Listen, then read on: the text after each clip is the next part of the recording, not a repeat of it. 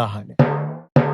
अर्थ और इस धरती पर हम ह्यूमंस बहुत आगे आ चुके हैं। आज इंसानों ने बिल्डिंग्स बनाई हैं, एक जगह से दूसरी जगह जाने के लिए गाड़ियां बनाई हैं।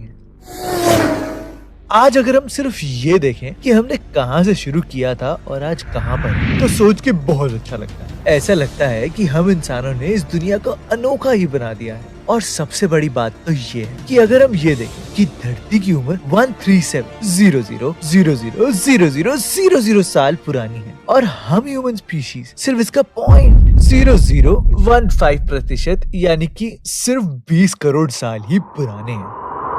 देखने में तो ये बहुत चौंका देने वाली बात लगती है, और दोस्त ये है भी। और इंसानों ने इतने कम टाइम में बहुत कुछ इम्पॉसिबल को पॉसिबल करके भी दिखाया है। सिर्फ पिछले 150 सालों में हमने जितनी डेवलपमेंट करी है, जैसे गाड़ियाँ, इंटरनेट, फोन, जिसमें आप ये वीडियो देख रहे हैं, और ना जाने क्या क्या, इतनी फास्ट ग्रोथ देख के ही बहुत ही बढ़िया लगता है। पर इस ब्रह्मांड यानी कि अगर इस यूनिवर्स की बात करें तो हम शायद एक बिंदी के बराबर ही हैं, या शायद वो भी ना। क्या होगा जब हम एक ऐसी स्पीशीज से मिलेंगे जो हमारे सपनों से भी ज्यादा एडवांस होगी। 1964 रशिया में एक एस्ट्रोनॉमर निकोलाई कार्डाशेव ने एक बहुत ही अनोखा मेजरिंग स्केल बनाया। अनोखा इसलिए क्योंकि ये रियल नहीं था, ये सिर्फ एक थ्योरेटिकल स्केल था, और ये यही बोलता था कि इस ब्रह्मांड में कोई भी सिविलाइजेशन वो कितनी एडवांस्ड होगी, ये हम बता सकते हैं सिर्फ ये जान के कि वो कितनी एनर्जी प्रोड्यूस करती है। और सबसे बड़ी बात तो ये है कि ये स्केल लॉगरिथमिक है,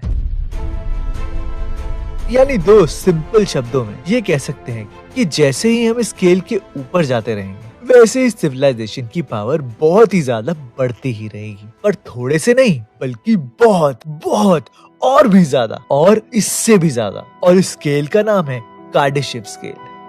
अब 1964 में कार्डाशेव ने सिर्फ ये बताया था कि इस पूरी यूनिवर्स में 3 टाइप की सिविलाइजेशन होती है, 1, 2 और 3। पहली सिविलाइजेशन वो होती है जिसे प्लैनेटरी कहते हैं, जो बेसिकली अर्थ जैसी ही होती है। तो ये सिविलाइजेशन बेसिकली तो उतनी एनर्जी प्रोड्यूस कर सकती है, या उतनी एनर्जी को स्टोर कर सकती है जितनी की उसकी स्टार प्रोड्यूस करता है, यानी कि होस्ट स्टार। जैसे कि हमारे केस में है ये भाई साहब, यानी कि सूरज। और आपको क्या लगता है कि हम ह्यूमंस टाइप 1 सिविलाइजेशन तो पक्का होंगे, है ना? दोस्त, हम तो अभी वहाँ दूर दूर तक भी नहीं पहुँचे। अगर हमें टाइप 1 सिविलाइजेशन बनना है तो हमें 7,000,000,000,000,000 अरे यार स्क्रीन ही छोटी पड़ गई, 1 मिनट, 0,000 वॉट्स की एनर्जी को प्रोड्यूस करना पड़ेगा।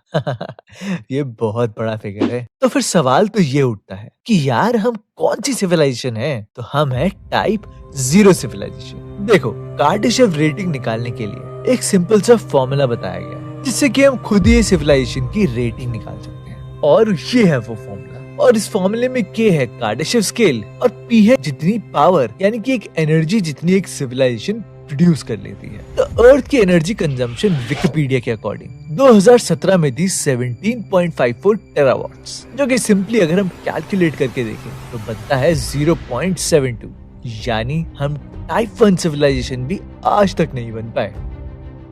आज 2018 में अर्थ की पॉपुलेशन 7 बिलियन है, 12 लोग चांद पर जा चुके हैं और 2 स्पेसक्राफ्ट इंटरस्टेलर जा चुके हैं, और कुछ सालों में तो हम मार्स को कॉलोनाइज भी कर देंगे। तब भी दोस्त, हम टाइप 1 सिविलाइजेशन अभी तक नहीं बन पाए हैं। अगर हम मिचाओ काकी, जो कि एक बहुत ही फेमस थियोरेटिकल फिजिसिस्ट है, की बात माने तो हम अगले 100 से 200 सालों में ही टाइप 1 सिविलाइजेशन बन जाएंगे, और कुछ हजार सालों में तो हम टाइप 2 सिविलाइजेशन बन जाएंगे, और लगभग 1 लाख से 10 लाख साल में हम टाइप 3 सिविलाइजेशन बन जाएंगे। और इसी बात से ये साफ पता चलता है कि टाइप 3 सिविलाइजेशन बनना कितना मुश्किल है। इसमें बहुत लाखों साल लग जाएंगे। हाँ, लेकिन आखिर कुछ 100 साल में ही हम टाइप 1 सिविलाइजेशन तो बन ही जाएंगे ना। तो जब हम वो बनेंगे तो हमारे पास क्या शक्तियाँ होंगी? अगर हम टाइप 1 सिविलाइजेशन बन जाएंगे तो हम अपने वातावरण को ही कंट्रोल कर सकते हैं। तो यार हम ये सोचेंगे कि यार यहाँ पर बारिश नहीं हो रही तो यहाँ बारिश कर देते हैं। अरे तूफान आने वाला है, बहुत लोगों की जान चली जाएगी, तो चलो यार यहाँ से तूफान को ही उड़ा देते हैं। यानी कि हम उसे भी कंट्रोल कर सकते हैं। यही नहीं, हम नेचर को ही कंट्रोल कर सकते हैं। तो ये तो बहुत ज्यादा हो गया, लेकिन टाइप 2 सिविलाइजेशन के सामने तो ये कुछ भी नहीं है। एक टाइप 2 सिविलाइजेशन यानी कि एक स्टेलर सिविलाइजेशन अपने स्टार, जो कि हमारे केस में तो सूरज है, उसकी पूरी एनर्जी को कंट्रोल कर सकता है और इस एनर्जी को वो स्टोर भी कर सकता है, उसे यूज भी कर सकता है और हाँ, उसे पूरे सोलर सिस्टम में बांट भी सकता है। और ऐसा नहीं है कि साइंटिस्ट ने इसके बारे में सोचा नहीं है। एक बहुत ही पॉपुलर डिवाइस है जिसे आपने साईफाई फिल्मों में तो जरूर देखा होगा, जो कि हमारे स्टार की एनर्जी को कंट्रोल कर सकता है। वो है एक डायसन स्फीयर। इन्हें डायसन स्ट्रक्चर भी कहा जाता है। इसे एक रशिया के साइंटिस्ट फ्रीडमैन डायसन ने ही दिया था।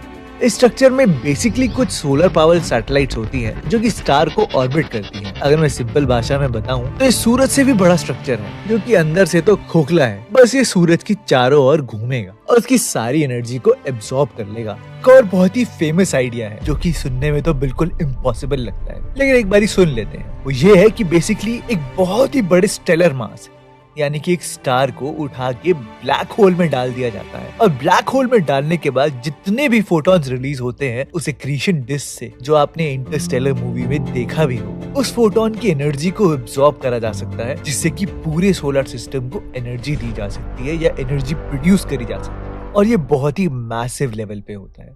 हमारे स्पेस में बहुत सारे ब्लेजार्स, क्वेजार्स है जो कि सबसे ज्यादा एनर्जी एमिट करते हैं। अगर हम ब्राइटेस्ट स्टार की बात भी करें तो वो एक क्वेजार है, यानी कि जब ब्लैक होल एब्सॉर्ब करता है किसी सूरज को तो जो एनर्जी प्रोड्यूस होती है उसको यूज किया जा सकता है। लेकिन ये पता नहीं कैसे पॉसिबल है कि कोई स्टार को उठा के ब्लैक होल के अंदर ही डाल देंगे। आपको लगता है ये पॉसिबल है तो मुझे कमेंट सेक्शन में जरूर बताना। पर जो सबसे हिला देने वाली बात है टाइप 2 सिविलाइजेशन की, ये इतने बड़े बड़े स्ट्रक्चर बनाएगी ही नहीं जो कि सूरज को कंट्रोल कर सकते हैं, जो कि एक ब्लैक होल को कंट्रोल कर सकते हैं, बल्कि एक सोलर सिस्टम के सारे प्लैनेट्स को वो कंट्रोल कर सकती हो। उसमें क्या मौसम रखना है, कितना सूरज की रोशनी देनी है, वो सब कंट्रोल कर सकती होगी। और जो मैंने आपको एस्ट्रॉइड दिखाया था ना, हाँ ये वाला, ये तो इनके लिए एक बिल्कुल छोटे छोटी गेंद होगी। जितनी पावर टाइप 2 सिविलाइजेशन प्रोड्यूस करेगी ये तो सोचने में ही अचंभे में डाल देता है। लेकिन ये कुछ भी नहीं है टाइप 3 सिविलाइजेशन के सामने। एक टाइप 3 सिविलाइजेशन, जिसे कि गैलेक्टिक सिविलाइजेशन भी कहा जा सकता है, वो पूरी एनर्जी कंट्रोल कर सकती है अपनी पूरी गैलेक्सी की। सोलर सिस्टम तो दूर की बात है, गैलेक्सी में जितने तारे हैं उन सबको कंट्रोल कर सकती है ये सिविलाइजेशन। जितनी पावर ये प्रोड्यूस कर सकती है ये सिविलाइजेशन कोई भगवान से कम नहीं है। और अगर इसके बारे में सोचे तो ये बिल्कुल ही नकली लगता है, एनिमेटेड लगता है, साइंस फिक्शन लगता है, शायद सच नहीं लगता, लेकिन मैं तब भी आपको इसके बारे में जरूर बताऊंगा। अब वैसे तो ये बिल्कुल वैसे ही काम करेगी जैसे टाइप 2 सिविलाइजेशन करती है, वैसे ही स्टार्स की एनर्जी को एब्सॉर्ब करेगी, सारे प्लैनेट्स, एस्ट्रॉइड्स सबको माइन कर सकती है, सबकी एनर्जी को निकाल सकती है। पर सिर्फ एक तारे की नहीं बल्कि करोड़ों तारों के लिए। इस सिविलाइजेशन के लिए तो प्लैनेट्स बिल्कुल एक टॉय की तरह है। आज चलो धरती की सारी एनर्जी निकालते हैं, अरे सूरज ये अच्छी कॉस्को बॉल लग रही है, इसके साथ चलो आज क्रिकेट खेलते हैं। मतलब गैलेक्सी तो उनके लिए एक स्टेडियम है कि यहाँ पे आओ, यहाँ की सारी एनर्जी निकाल लो और यहाँ से चले जाओ। मतलब अगर उनको कोई क्वेजार मिल गया या ब्लेजर मिल गया तो बस ये तो जैकपॉट हो गया, आज तो महीने की पूरी एनर्जी निकाल लें। और सोच के देखो कि जो भी सिविलाइजेशन के मालिक होंगे या जो भी सिविलाइजेशन का पार्ट होंगे उनके लिए तो प्लैनेट एक घर की तरह होगा कि यार मार्स मेरा घर है, अच्छा अर्थ तो तेरा है। सोचो पूरे प्लैनेट को ओन करना कुछ ज्यादा ही हो गया। ये तो सुनने में ही कुछ ज्यादा ही लगता है। तो क्या ये सिविलाइजेशन सच में हो सकती है? ऐसा पॉसिबल भी है? अगर ये सिविलाइजेशन सच में है तो ये शायद कभी किसी को दिखे भी ना, क्योंकि जहाँ जहाँ से एनर्जी एब्सॉर्ब कर लेंगे वहाँ से तो लाइट ही खत्म हो जाएगी, तो एनर्जी वहाँ पर रहेगी क्योंकि एनर्जी पूरी एब्सॉर्ब हो चुकी है। और आयरॉनिक बात तो ये है, या सबसे हिला देने वाली बात तो ये है कि स्पेस में ऐसी एक जगह है जिसे साइंटिस्ट कहते हैं द ग्रेट वॉइड। इसका डायमीटर तो 330 लाइट ईयर्स है। ग्रेट वॉइड सबसे ज्यादा खाली जगह है पूरी यूनिवर्स में, और इसको साइंटिस्ट सुपर वॉइड भी बुलाते हैं। ये एक ऐसी जगह है पूरी यूनिवर्स में जहाँ पे गैलेक्सीज ही नहीं है, पता नहीं गायब है एकदम से, ऐसा लगता है कि यहाँ पे कुछ है ही नहीं। साइंटिस्ट का तो ये कहना है कि जितनी बड़ी जगह है यहाँ पर लगभग 2000 गैलेक्सी तो होनी ही चाहिए, पर आज तक ग्रेट वॉइड में सिर्फ 7